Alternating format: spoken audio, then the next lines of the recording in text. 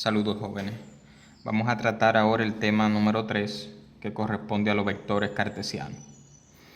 Aquí tenemos la representación gráfica de lo que sería un vector en el espacio, un vector que consta de 3 dimensiones. Para el estudio de este tipo de ejercicio, o el estudio en estática, para ser más preciso, vamos a trabajar los ejes de coordenada tal cual aparecen, para que todos hablemos en el mismo idioma y cuando estemos hablando del eje X, todo el mundo sepa a qué eje nos estamos refiriendo. Este va a ser nuestro eje X, este sería nuestro eje Y este va a ser nuestro eje Z. Para todos y cada uno de los ejercicios que vamos a desarrollar de aquí en adelante cuando se trate de vectores en R3 o vectores en el espacio. Como vemos, aquí tenemos nuestro vector A, que está en el espacio, que consta de 3 dimensiones.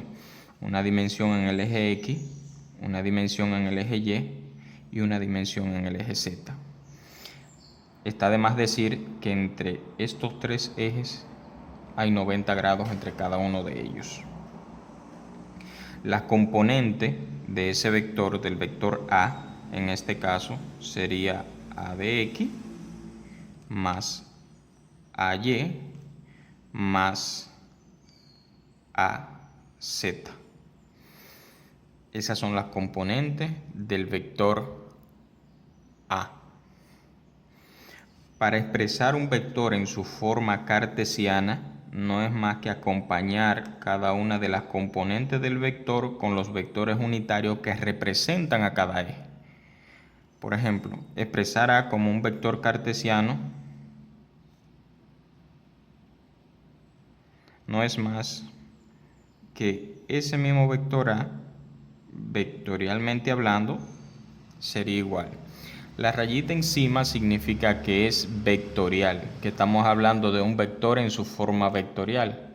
Acuérdense que un vector también puede estar representado por su forma modular, pero cuando se habla de expresar un vector como un vector cartesiano, es en su forma vectorial, que sería igual a AX en Y, es decir, la componente del vector en X acompañado del vector unitario Y, más AY, J, la componente del vector en Y, acompañado del vector unitario J, más AZK, es decir, la componente de mi vector en el eje Y, acompañado del vector unitario K. Y ahí podemos decir que tenemos el vector expresado en su forma vectorial.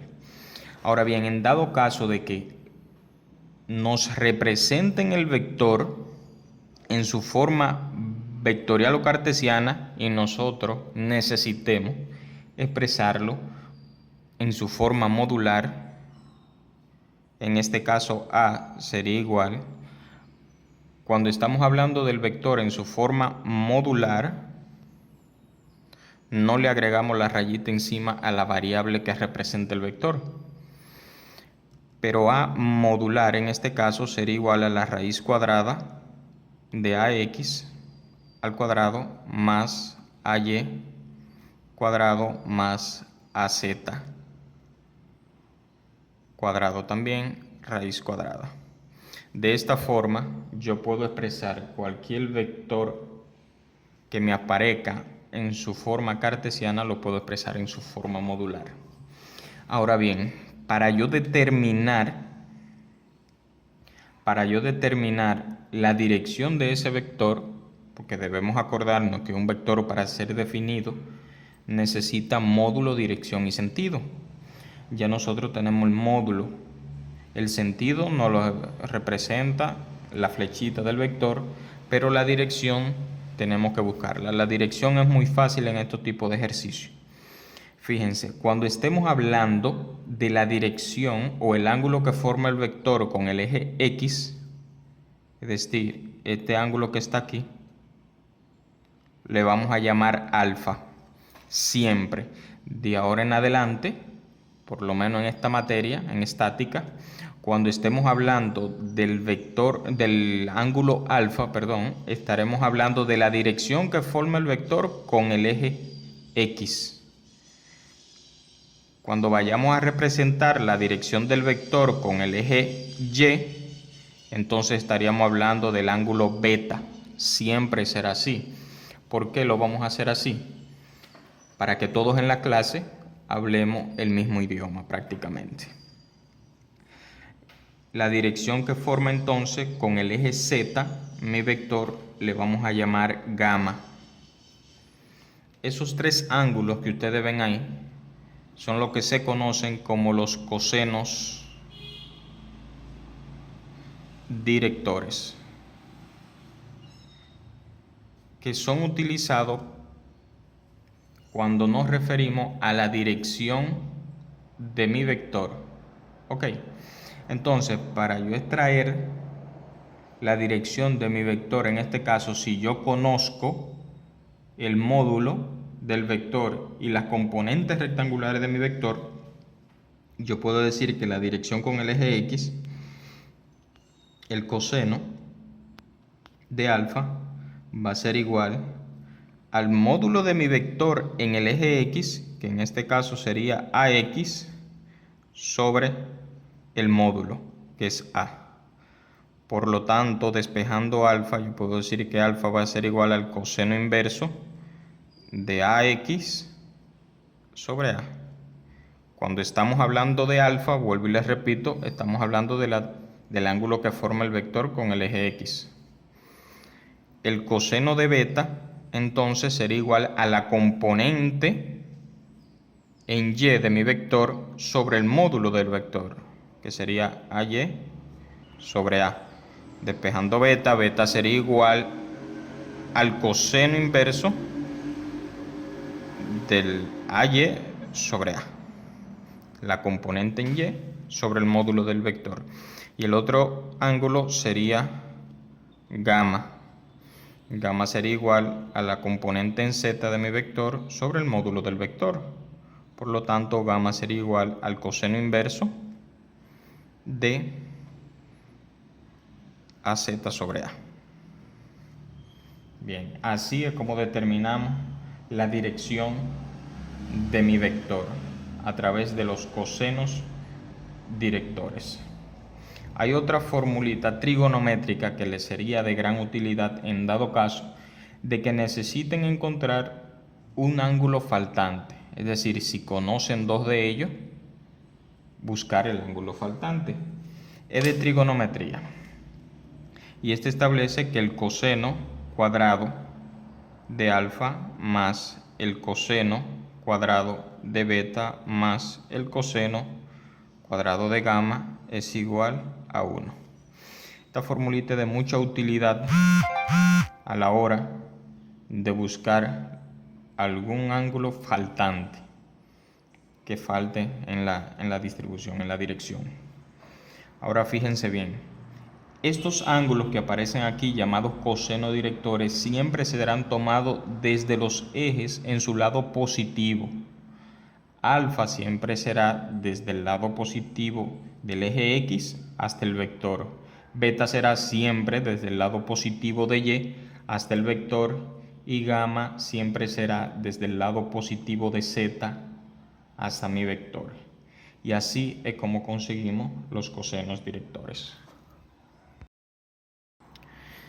Entonces, si el vector fuerza no está determinado por los cosenos directores, su dirección,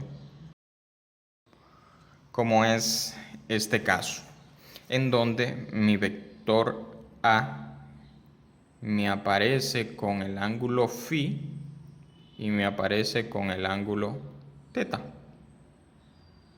Eso no son cosenos directores, porque hablamos ahorita que los cosenos direct'ores siempre serán desde los ejes en su lado positivo, y aquí vemos que θ no está con el vector, sino que estaría con A', el ángulo que forma el eje con el plano, con la componente en el plano de mi vector A. Para descomponer este vector, utilizamos otro método. Por ejemplo, como vimos en el tema número 2, en descomposición de fuerza, si en este caso necesitamos encontrar la componente en z de mi vector AZ, sería igual al módulo del vector A, y como estoy trabajando en z y el ángulo φ me lo están dando con z, entonces sería por el coseno de φ. Y A', en este caso, que es esta de aquí abajo, que es la componente de mi vector, pero con el plano XY, con el plano completo, entonces A' sería igual al módulo de A, pero por el seno de φ, porque el ángulo lo están dando con el eje Z. Una vez aquí, sí ya podemos descomponer A' tanto para el eje X como para el eje Y utilizando a teta. Entonces, a X, la componente de mi vector A en X, va a ser igual a A', y como estoy trabajando en X y aquí el ángulo me lo dan con el eje X, entonces sería por el coseno de teta. Pero A' ya yo tengo su valor aquí arriba. Sustituyendo A' por su valor, yo tendría que AX va a ser igual a sustituyendo solamente A' seno de φ por el coseno de teta. Hacemos lo mismo para AY, es decir, la componente de mi vector A en el eje Y, que va a ser igual a A', y como estoy trabajando en Y y el ángulo aquí lo dieron con X, entonces por el seno de teta.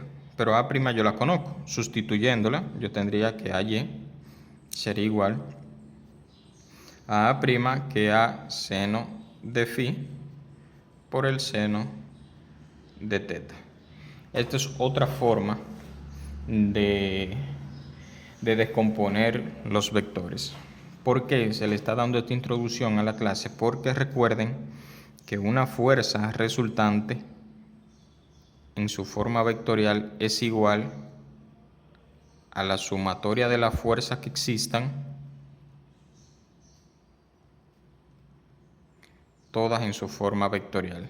Y para yo poder llevar una fuerza a su forma vectorial o cartesiana, significa que tengo que descomponerla.